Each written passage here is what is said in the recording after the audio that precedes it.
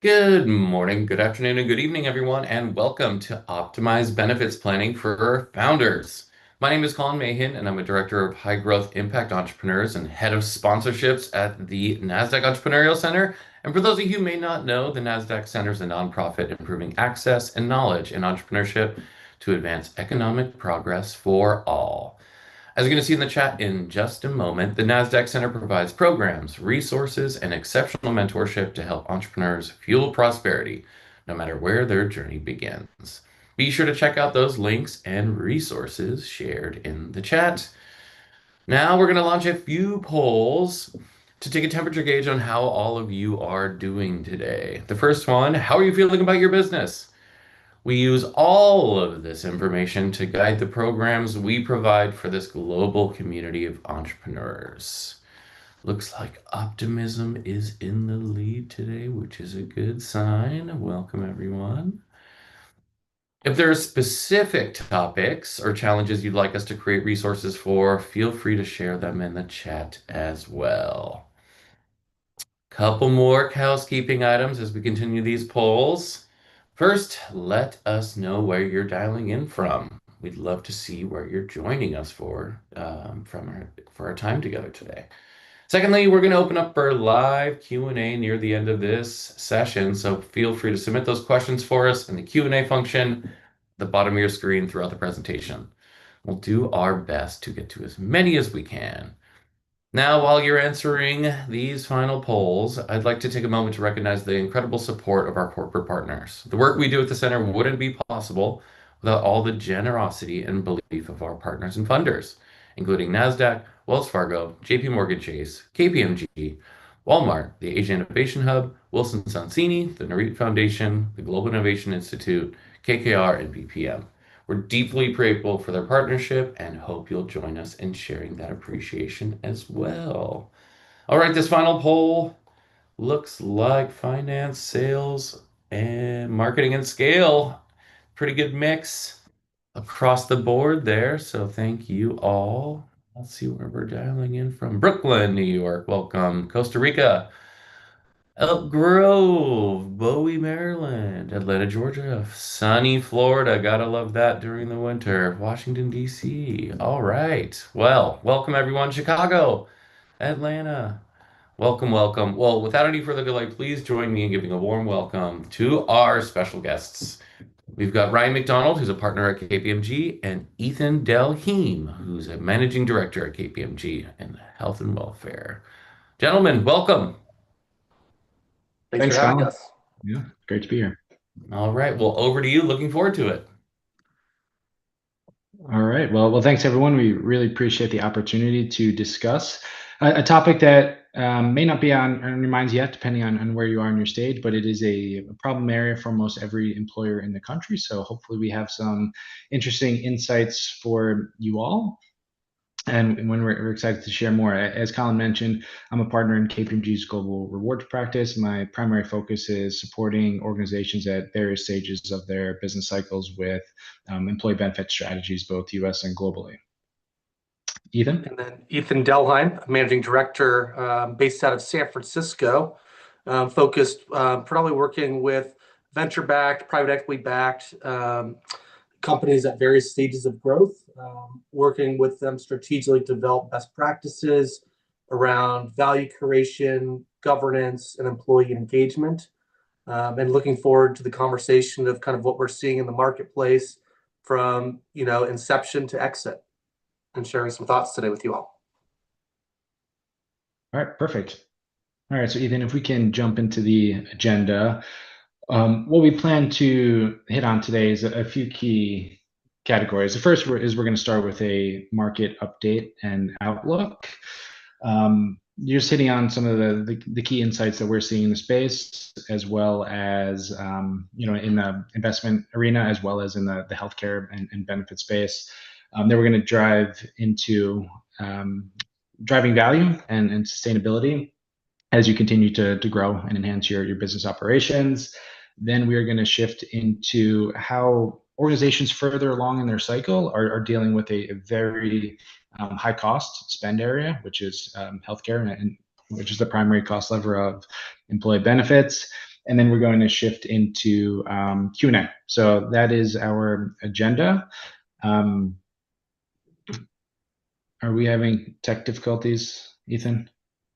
Nope. Can you not see my screen? I cannot. I'm sharing.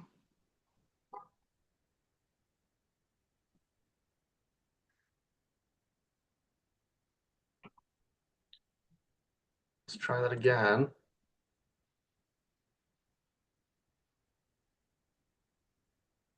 How's that? Can I get a confirmation that that's live now? Yes, that is live. Thank you. Okay.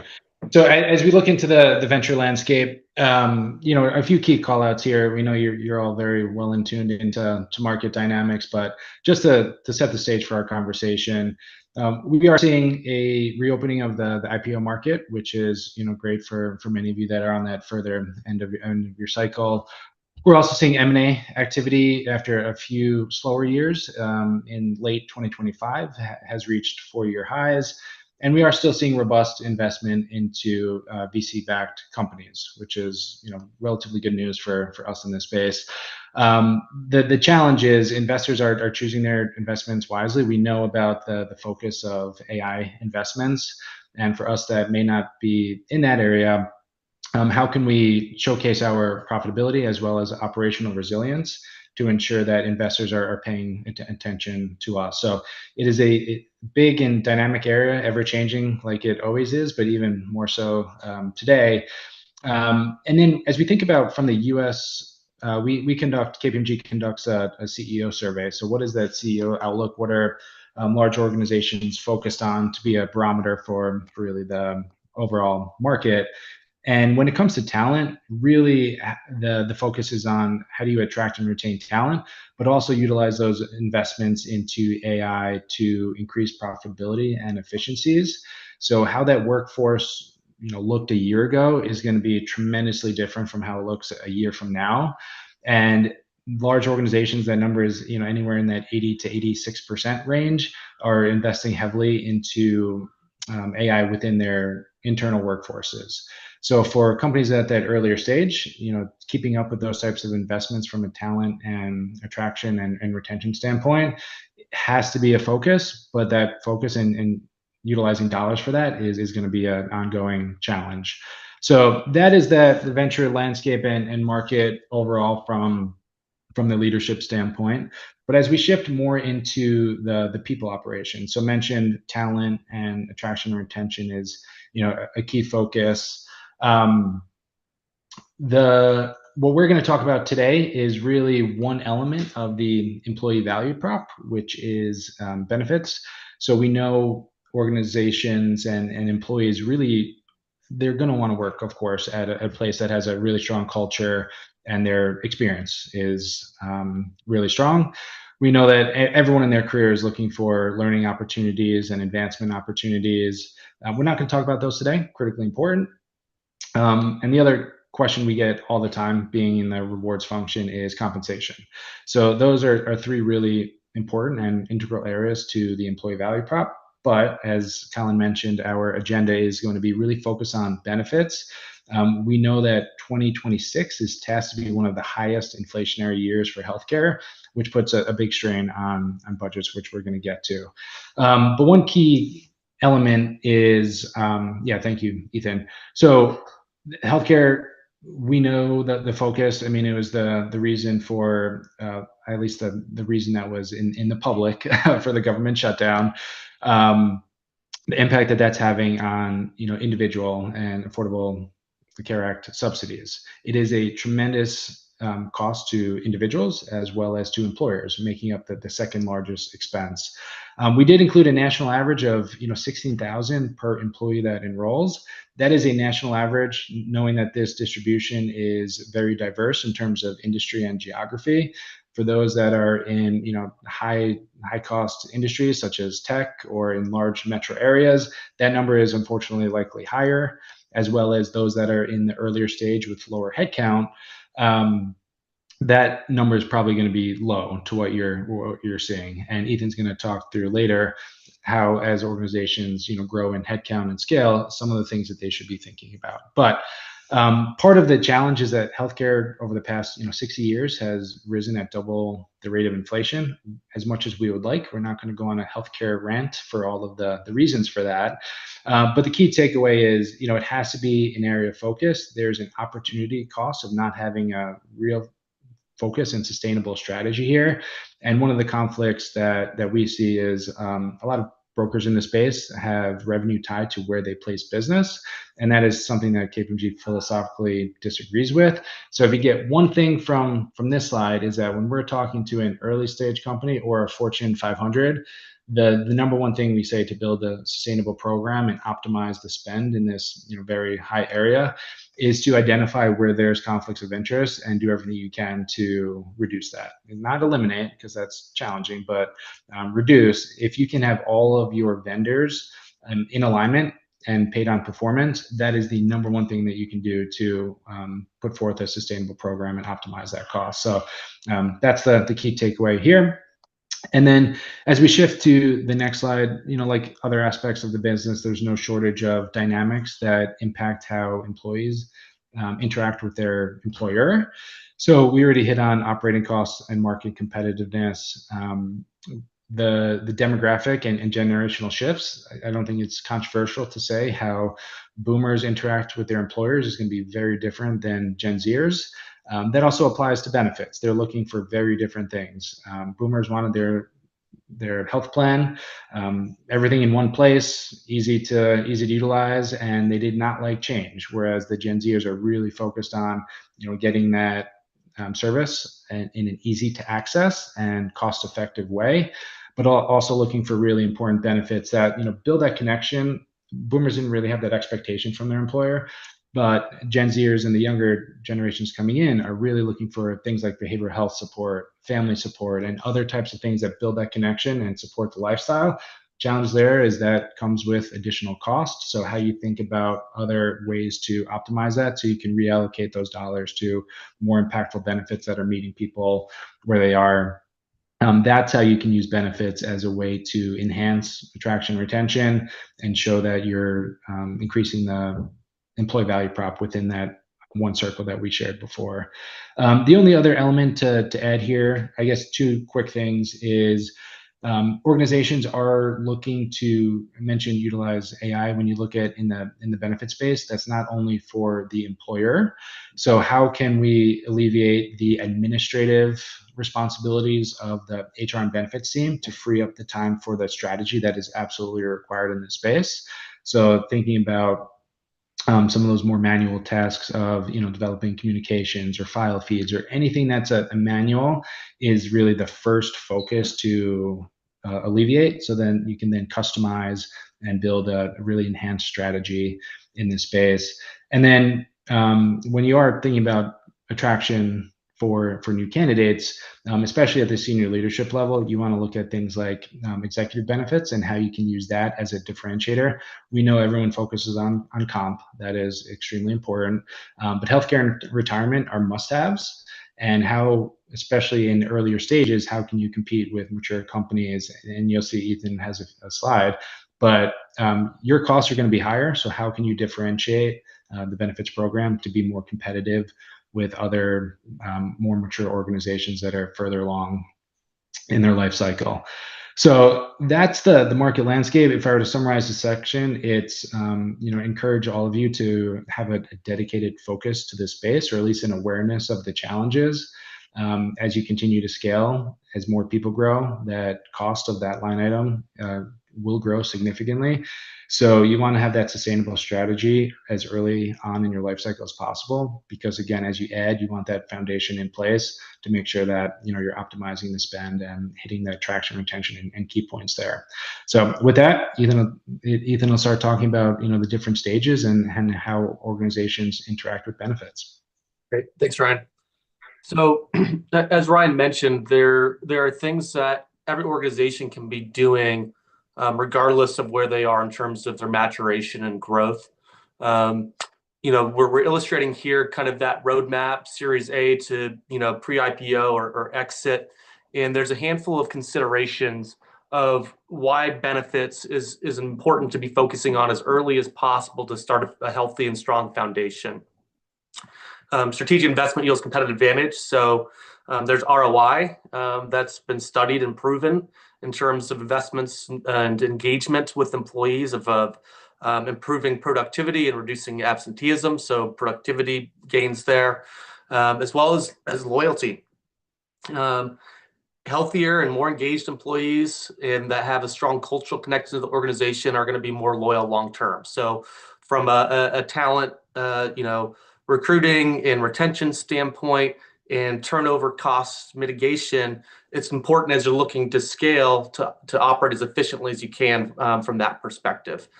From an employee lens, again, Ryan hit on some of this in terms of stressors and the generational considerations. This is something that, as from Series A to exit will be prevalent with your population. The more complex you are, the bigger you are, the more voices and needs and expectations you're going to have to tailor your programs to. So from an employee experience perspective, you'll see here at the various growth stage on some coming slides, some tactics and solutions and strategies that could be helpful here. But thinking broadly on, where you're at today and where you envision taking your organization in the near term as well as long term, and making sure that you're proactively calibrating and refining your programs to maintain market competitiveness, to maintain offerings that meet the needs of your employees and their families, quite frankly. Today we're talking about U.S. benefits, but as you scale, that might start shifting into a global lens, right? In terms of going to market in other countries or multiple countries, and trying to establish parity in terms of offering and/or experience, which is another complexity, and we can talk about that here in some coming slides. So when we think about Series A to exit, we've kind of highlighted here just some general metrics in terms of size. So Series A, up to 10 employees, Series B, 50 employees. And then from there, you're really starting to scale. And, I think we're starting to see rapid scaling right now in the venture space, especially with some of the investments in technology. And as you scale, there's more complexity from a compliance perspective, from a financial and operating cost perspective. Just those economies of scale of unit costs become more important to manage in terms of your overall bottom line and performance. So moving forward, what does this actually mean from a benefits perspective, and what can you do about it? So when we're thinking about building a scalable and sustainable benefits program, there's 4 key areas that you can do regardless of what stage you are in today, okay? And we've simplified this into cost management, operational efficiency, benefits governance and compliance, and then employee experience. So these are areas that you can focus on early to build a strong foundation and then optimize and refine along your growth and maturation journey. I'm not going to go line by line here, but a lot of this is focused on, again, driving financial performance, driving operational efficiency in the terms of systems, people resources, processes, and best practices to where you have consistent ability to scale, right? Overnight, you have those frameworks in place, and you're not trying to figure out how to do X, Y, and Z reactively to the extent possible. Similarly, with the benefits governance perspective, active fiduciary oversight, regardless of the stage that you are at, A to exit, you have fiduciary responsibility as well as governance requirements. As indicated, as you start to scale and grow in terms of headcount in the U.S. comes benefits-related compliance requirements. And we'll touch on some of those here in a bit. And then lastly, on the employee experience, critically again, you can't scale without retaining your talent. So making sure you have the right people and good people in place, engaging them consistently and proactively, and tying rewards and benefits around that is part of their overall compensation and total reward strategy. So taking a step back, and again, I'm not going to go bullet by bullet here, but tying this back together of those 4 key pillars and the various kind of life cycle stages that you may be on today with your journey, and kind of looking forward to where you're trying to go.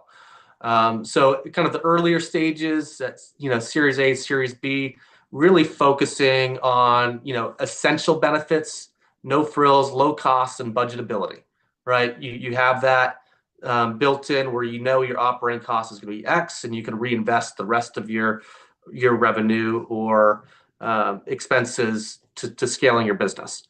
From an operational standpoint, we really look at potential outsourcing into what we call professional employer organizations, and we'll talk more about that more in a moment, to reduce kind of administrative burden at earlier stages. It's the easy button, and versus trying to do a lot of the stuff manually where you don't have kind of subject matter experts or resources in-house at this stage. So utilizing PEOs help bring economy of scales, both to cost as well as administration, and allows you to focus your, again, efforts on the business versus the administrative tasks of doing benefits, payroll, some of the business risk components, et cetera. From a compliance standpoint, there's not much in terms of compliance at the benefit stage at this size for Series A and Series B. It's mostly general state and federal employment laws that you got to make sure that you're operating to. As you grow, as I mentioned before, you will start to see obligations like COBRA, and PEOs typically will help manage that for you as well. If not, there's external third parties to make sure that you're doing that timely and in a compliant manner to not run into any issues. Again, focusing on the business while ensuring that your people or people that are departing have access to benefits that they're entitled to legally. From an employee experience perspective, the focus here is typically on equity and flexibility, not necessarily on benefits. As I mentioned, essential low-cost benefits should be your focus at these stages. So making sure that your team members have access to benefits to meet their basic needs for medical, dental, vision, and sometimes broader ancillary benefits like life, disability, et cetera. Typically at this stage, we're not seeing much investment into retirement plans. Again, every dollar that you can put towards scaling and growth is the goal at this phase. However, as you start to evolve and mature, that does start to become important. So equity is great, but employees want stability and long-term financial visibility and planning, and supported by their employers. So moving along, again, we're now looking at kind of maturing at Series C. And this is where, we're shifting from tactical to more strategic and how we're looking at costs. This is where we'll talk about professional employer organizations or PEOs. Typically at this size, so around 70, 75 employees, is where the economics start to shift in terms of the value between PEOs and maybe bringing some of the benefits in-house. Or other type of arrangements. So really doing assessments and evaluating, the feasibility of that, including alternative funding solutions that are starting to come down market to employers that have traditionally but not been accessible. We've started to see a shift in smaller organizations going self-funded or alternative funding at at smaller sizes than in the past. So that is an area, if you're looking at kind of financial optimization, there's different mechanisms and solutions that may be of benefit and value there. From an operational perspective and compliance perspective, growth equals complexity and more responsibility. So this is where we're looking at maybe investing and bringing in resources in-house. So hiring an HR manager potentially, hiring someone that has some benefits knowledge, supplemented by strong broker partners, being able to act as advisors, consultants, and help represent your organizations in the marketplace to make sure that you're having quality and affordable benefits. With that, from an operational perspective, we think about systems as well, and we'll speak more about HRS or HR technology platforms. This might be where if you're transitioning away from a PEO that is doing all of that for you, that you look at a strategic investment for even an off-the-shelf platform to do your benefits administration. So that's where people would be able to go to for information throughout the year, to do their open enrollment, to elect benefits, and then for you to manage administratively what needs to happen week to week, month to month, year to year on managing those programs in-house. From a governance perspective, this is also where we start talking about building compliance frameworks, looking at, auditing your programs to ensure that they're compliant as you scale. Because as you hit certain size thresholds, there's lookbacks or even immediate compliance requirements based off of the sizes of your entity. The big threshold is over 100 employees for most of these. Some start at 50, and that's looking locally, both on a state level as well as federal level for ERISA, ACA, so Affordable Care Act, as well as, and this is where a lot of complexity lies, family medical leave and administration, as well as paid time off obligations that employers have throughout the country. From employee experience, this is also where you start competing not just with startups, so the Series A and Series Bs, but you're also now competing for talent with more mature companies that are in the Series D or even pre or post exit for talent. So benchmarking your programs regularly and all aspects of the programs in terms of design and cost to make sure that you're market competitive to be able to attract and retain the talent that you need to, again, continue to mature and scale. Moving kind of to the more mature stages of Series D and really looking at kind of getting close to what is our preparation or exit strategy to either go into a public offering or looking at alternatives to that, whether it be secondary venture capital or even private equity as part of kind of potential exit alternatives. We're looking at multi-year focused, data-driven cost management, really targeted solutions and strategies for your population to create financial sustainability and long-term value, and kind of building in mechanisms there to track and measure ROI consistently, and really looking again on a multi-year basis of ensuring that you are actively providing oversight over your programs. From an operational standpoint, this is also where more customization typically makes sense to make investments in integrated platforms and systems, whether it be for payroll, benefits administration, talent management, centralizing those platforms and customizing where appropriate to meet your business needs and objectives, and really preparing for rapid scaling and changes in your workforce like M&A activity, market expansion, including global expansion, and making sure from a systems perspective, you've invested to have something that is readily scalable and easy to manage. Take a breath here on the latter half of this for Series D. For those, again, that are optimizing, that are between 250 to 1,000 employees, that's where we start to see more development of formal frameworks and really active oversight. So we talked about things that you could potentially do at this stage, things like developing a benefits committee, so meeting quarterly with an active governance model, minutes, documented and procedural meetings, as well as diverse stakeholder within those groups to ensure that things like benefits and retirement are being appropriately managed, and you're taking an active role in that alongside broker partners. So from an employee experience perspective, the theme here is multimodal and targeted. Ryan mentioned, I think, early on generations, really tailoring those programs to meet the demographic and generational needs of those populations at this stage. And then to close out, for exit preparation, this is where we're really focused on optimized global value at this phase. Typically, we see organizations have expanded beyond the US with their go-to-market strategies.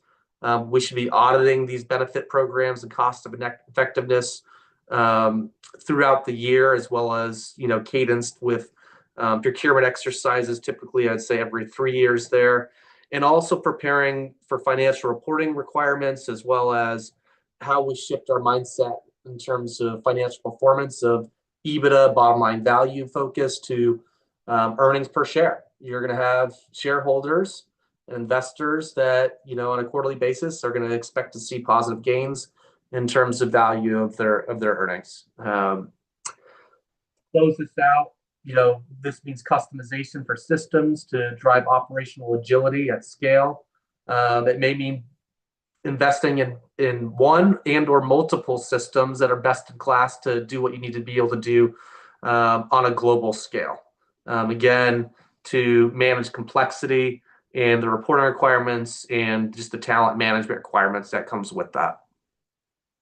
Lastly, I think I hit global complexity here. For compliance, the theme is transparency at this stage as you're preparing to go public or exit. There's going to be greater scrutiny in terms of how you operate your business.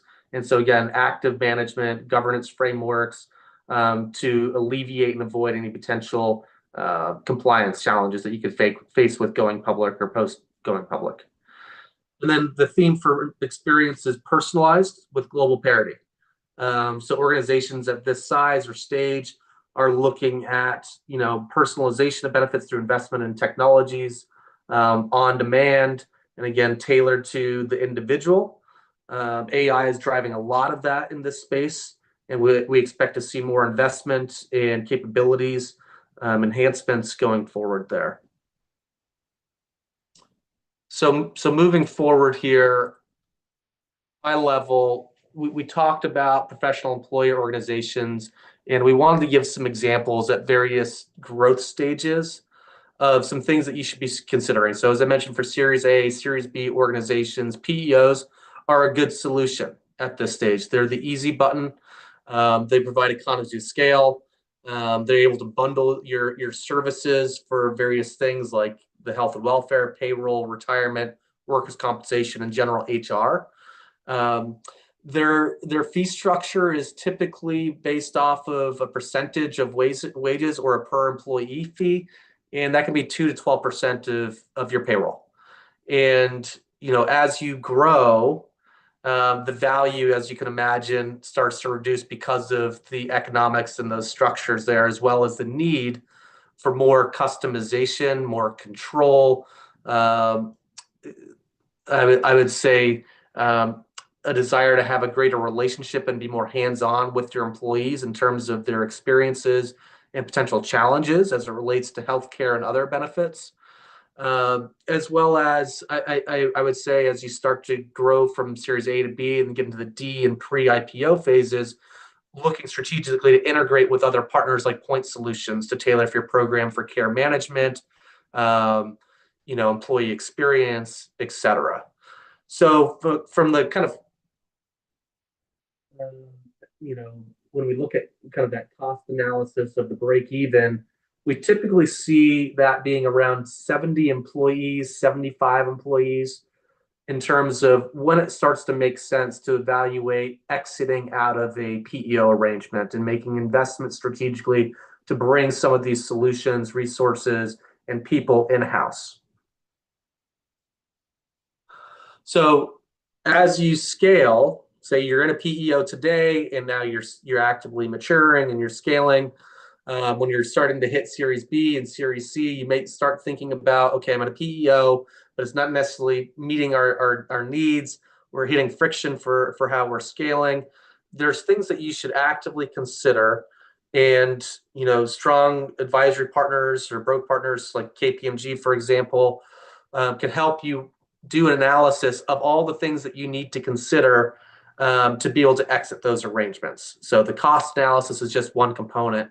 Payroll, employment taxes, communications, employee relations, there's a whole gambit of things that should be reviewed and planned for prior to exiting into your own standalone programs.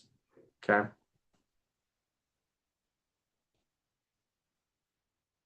Some of those things, as I mentioned at scale, is HRIS or HR technology platforms. This really allows you to automate a number of processes, drive consistency in terms of experience, as well as actively manage your programs at scale. And so there's a number of vendors in this space. It can be quite overwhelming and daunting. We have a NASCAR slide of a handful of logos of a few in this space that do it well at this stage.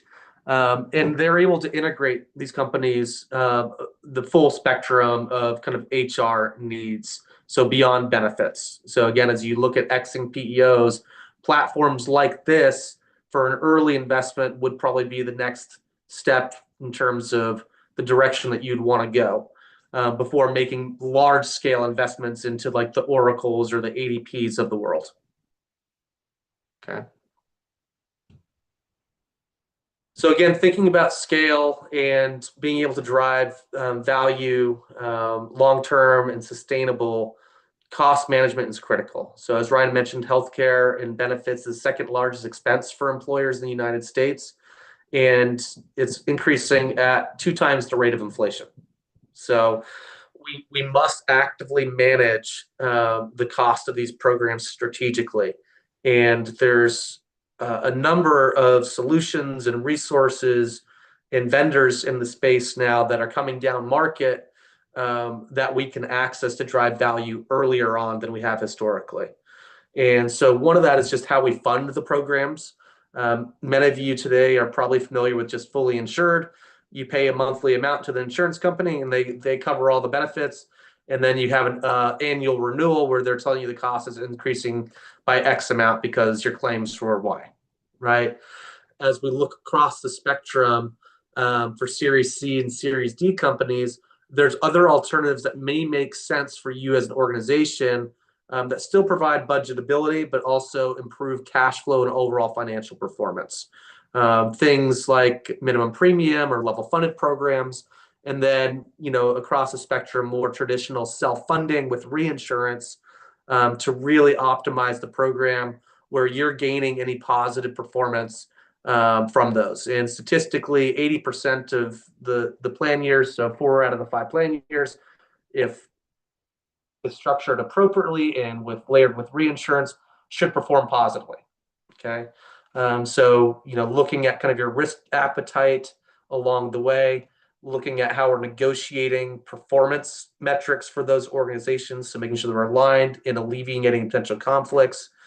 And then contractually and structurally, having the right vendors in place for each of the benefit areas. So the right vendor for medical, the right vendor for pharmacy, the right vendor for cancer, or maybe it's family planning or cancer, right? So really looking strategically at each type of benefit or coverage area and being able to tailor with these alternatives where you can fully integrate and customize and drive that financial value.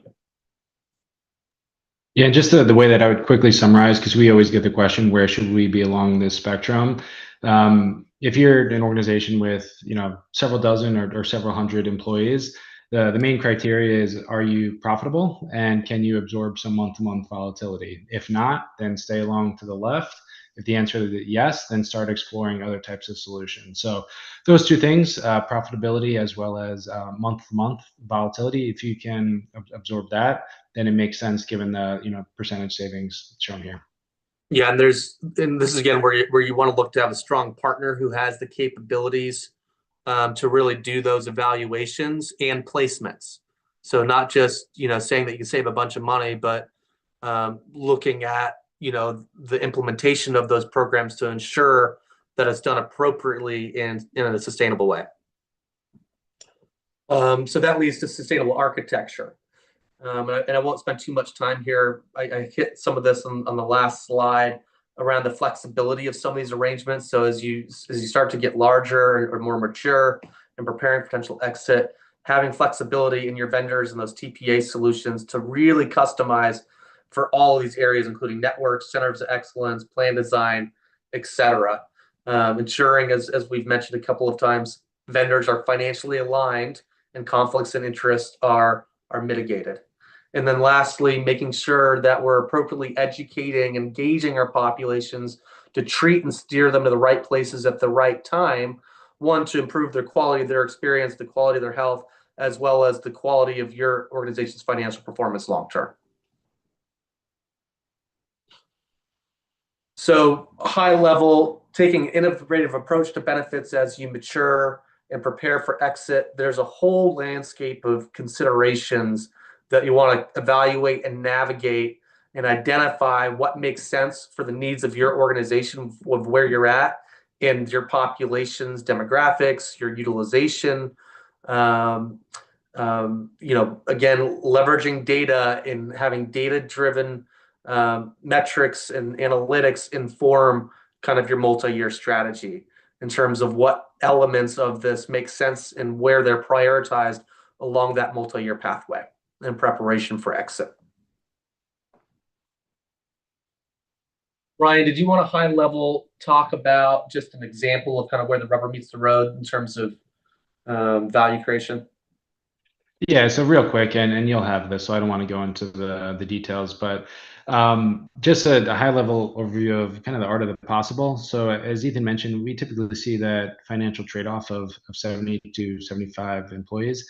This organization was a bit larger. They were private equity backed. It was a carve out of a larger commercial employer, and they operationally had to go into a PEO until they can get their infrastructure set up and then evaluate other solutions. So they were larger through their growth. By that point, they hit about 280 employees, so much larger. But the short of it is, by taking a more aggressive approach and focusing on some of the things that Ethan just mentioned of funding, do we have the right vendors? Taking an aggressive approach where they knew continued growth was on their roadmap. So as they left the PEO, they didn't build their solution for 280 employees. They built it for 500 plus. And by doing that, they were able to reduce their benefit spend by about 1.6 million, while also enhancing the benefits through some of those additional, such as fertility, behavioral health, things like that. So what they use those funds to also, Ethan hit on a previous slide of the HR technology of investing in their HCM models to, again, build the solution for not today, but what their growth was going to get them into over the next 12 to 24 months. So they use the operational savings from the benefit side to further enhance other aspects of their business. So it was just a good case study, and we'll let you read through some of the details if you're interested. But that was a good case study of how you can effectively leave the PEO when the time is right, and then set up your infrastructure in a way that makes sense and utilize some of those savings for other areas of the business. And I'm not going to spend too much time on this slide here. This is just an illustration, again, of thinking about the multi-year pathing as you mature, some of the things that you could be doing and driving impact, and how we look at value creation opportunity. As part of our relationship with the Nasdaq Center, KPMG is offering any organization with 75 or more employees a no-cost program review. So if you have an interest in that, please feel free after the fact to reach out to Ryan or I. Lastly, before we open up for Q&A, Ryan, did you want to hit on kind of our closing comments here? And how yeah, sure. And as Ethan mentioned, the Nasdaq Center did ask for us to list some of the areas that we could support and things that we see early stage and high growth companies focus on and sometimes often challenged with. So I think we hit on the employee benefits in pretty good detail, but as Ethan mentioned, 75 plus, feel free to do a no cost review. When it starts to get into global expansion, so there's a lot that goes into leaving the U.S. So the feedback that he shared on PEOs in the U.S. absolutely apply to EORs overseas. Great fit for the right organizations. But when you're looking to stand up, there's a lot of other things to consider, especially in terms of setting up legal entities and things like that. So global benefits, how you manage, and your non-U.S. employees still feel connected to the U.S. headquartered organization. A lot of aspects to think about there. Compensation, of course, executive comp as well as equity are table stakes for many of you.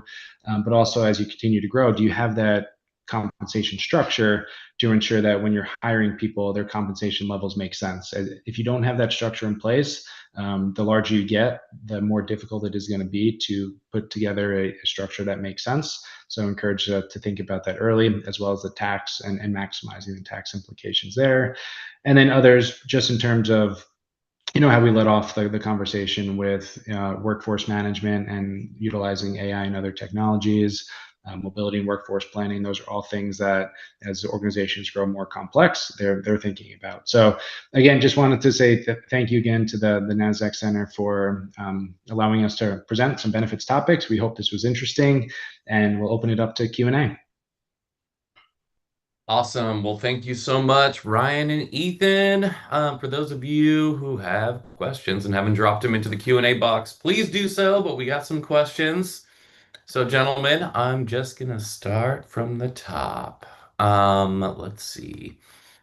Question here, in the context of attracting and retaining talent, how can early stage companies compete with larger firms in offering compelling benefits? And what role does a strong company culture play in this regard?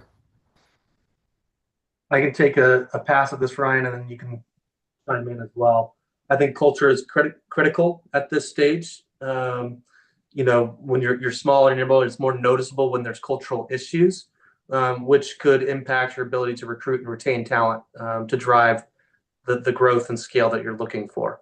So that's foundational. Just the health of the business culture is one of the top priorities, in my opinion. I think differentiating, we see a lot of perks in this space, equity-based compensation.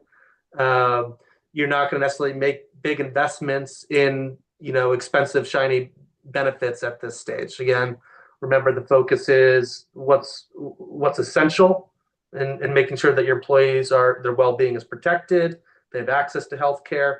But again, I think it's focused on cultural, some of the perk stuff we see, especially here in the Bay Area, for those of you that, maybe are out this way, remote working, hybrid working, if you're coming in the office, snacks, food, we're seeing, unlimited paid time off. So more broadly outside of traditional kind of health and welfare benefits as being differentiators at this stage. Ryan, any other comments? Yeah, the only thing I would add to that is if you are further along in the cycle and you are looking to offer a competitive benefits program, I would say the first is to be aggressive in some of the things that Ethan mentioned in reducing that cost, so that it can allow you to invest in other areas. In those other areas, it would be understanding your population and what they're looking for. So that generational shift. If you're in a population that has a lot of working families, think about the maternal benefits, the paternal benefits, and how do you help interconnect with that lifestyle? Because if you can build that connection with your employees, that's where you're going to get the ROI of enhancing that program. Yeah, Ryan, lifestyle accounts is something maybe more in the Series B, Series C stage that we're starting to see as companies where it's a financial mechanism to allow employees to invest into their various aspects of well-being, whether that's financial, emotional, physical, etc. Awesome. Moving right along, you mentioned the increasing role of technology platforms in benefits administration. Could you elaborate on how organizations are choosing and integrating these platforms to align with their growth stages? Yeah, so I think it's really looking at, as Ryan alluded to, what your kind of current state is, what your immediate needs are, but also thinking 12 to 24 months out in terms of your trajectory and where you're trying to drive the business, not overextending yourself with those investments. So say you have 100 employees, you may not make an investment into Oracle or Workday, right? You may want to look at, a payroll vendor that does, to general processing on a US basis or state basis, whatever kind of footprint you're in, and then benefits administration, where it's off the shelf, semi-customizable, easy to deploy and implement, right? And something where you're not locked in necessarily for multiple years, right? So you want contractually to be looking at what that investment looks like to where you're not running into issues where you're now bumping into restrictions in terms of its capabilities longer term. Yeah, and the only thing to add there is that as you're thinking specifically about the benefits administration, the two things that you really want to look at are what is going to be the best employee experience, and then what are going to reduce the administration from the HR team, benefits team to focus on the more strategic areas. You don't want something that's going to be extremely manual and difficult to keep pace with. You want it to be alleviating those administrative burdens, not adding more to it. Great. Another question here.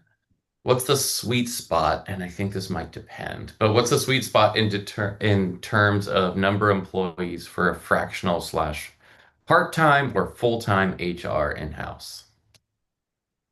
Yeah, so I think the rule of thumb, Ryan, was 2 to 60 that we had on here, something of that nature. Once you get past about 50 employees, I think that's where you'd really want to start looking at having someone either fully in-house or fractional that is a subject matter expert or at least generalist in HR to help start to build out some of those kind of HCM frameworks, benefits management, et cetera.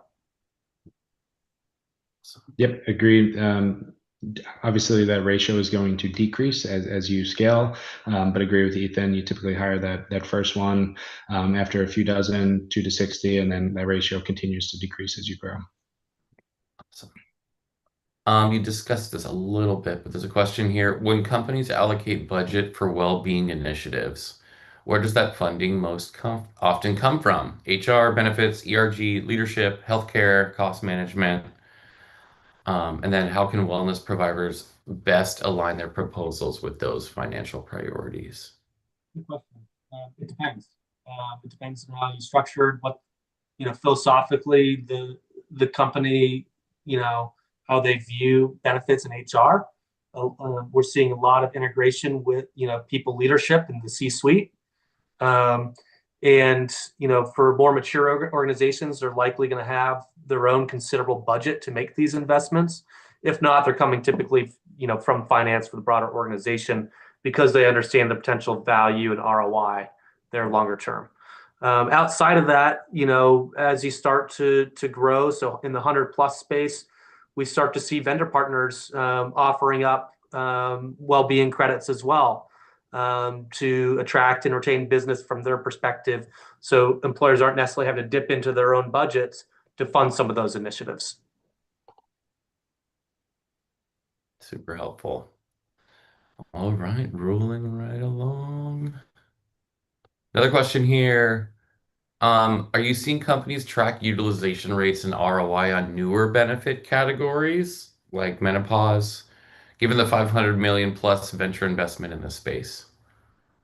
Yeah, so the point solution space it's saturated. There's a point solution for anything that you can pretty much think of in the benefits world, and ROI measurement is critical to being able to justify that investment, and as well as, is it actually getting the utilization that you expected? And if it's not, taking a step back and looking at how it's communicated, right? Is it communicated? Is it structured? Is it priced appropriately for the population, whether there's pass-through cost or if it's completely employer funded? And after a period of time, having to, make potentially difficult decisions to reallocate those funds. Upfront evaluation of understanding what the potential ROI is. Is it backed by studies? Is it proven? Or are you taking a bit of a risk to pilot some of this as a new kind of benefit offering? And just understanding what that looks like and where you're willing to make investments or walk away if it doesn't make sense long term. Yeah, and my only advice there would be before implementing anything, you don't listen to any market rationale for it. Make sure it applies to your specific population. Otherwise, you're not going to get the engagement and ROI that you would expect. We see a lot of shiny object syndrome with some of these point solutions and offerings where it's like keeping up with the Joneses. Our competitor offers this, so we've got to offer it. And it may not be impactful for your population. And that money could have been deployed elsewhere to drive more value for the business and for your people. Yeah. Avoid the shiny object syndrome, but do your research. Let's see. How do you know what employees want in terms of benefits? We're in scaling mode, and this year we're going to end with 20 employees. We're at 15 today. So, at the smaller sizes, you don't typically get a lot of utilization data to be able to see how people are utilizing the benefits. But when you start to get that information, that's a good indicator.